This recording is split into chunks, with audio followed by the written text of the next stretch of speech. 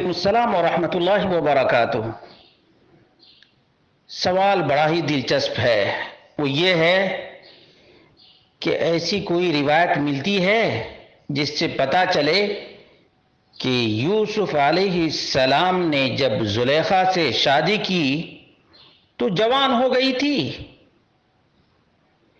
اور کیا یوسف علیہ السلام اور زلیخا کی محبت کو بطور مثال پیش کر سکتے ہیں اور کہہ سکتے ہیں کہ اللہ تعالی ان دونوں کے درمیان ایسی محبت پیدا کر دے جیسی یوسف اور زلیخا کے درمیان تھی؟ اس کا جواب یہ ہے کہ ایسی کوئی بھی صحیح اور درست روایت نہیں ملتی جس سے پتہ چلے کہ یوسف علیہ السلام نے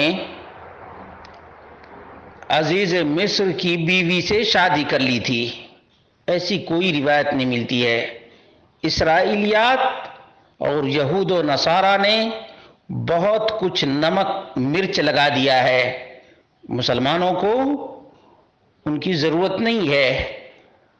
اور داستان لکھنے والوں نے بھی کچھ اور بھی کمال کر دیا ہے۔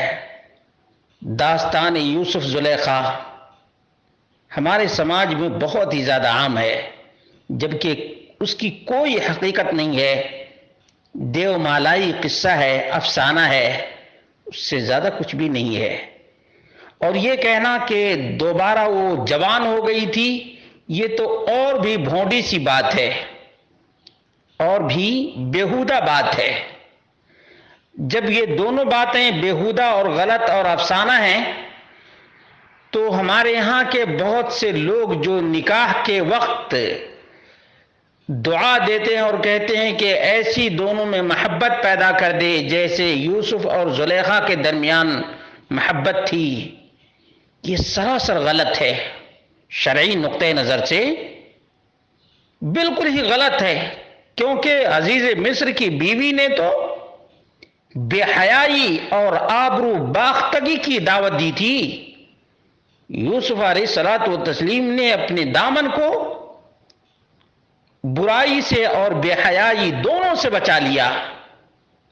اللہ رب العالمین نے توفیق دی، بے توفیق الہی وہ اپنے دامن کو سو اور فاحشہ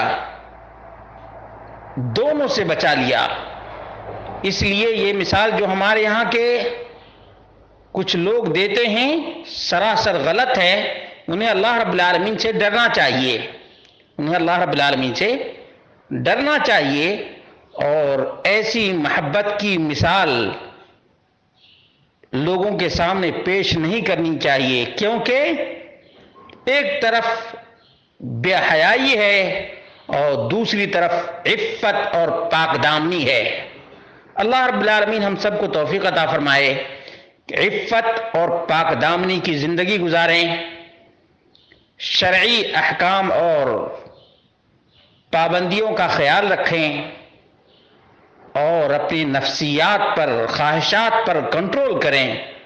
اللہ رب العالمین ہی سمجھ دینے والا ہے، اور فقہ فی الدین بھی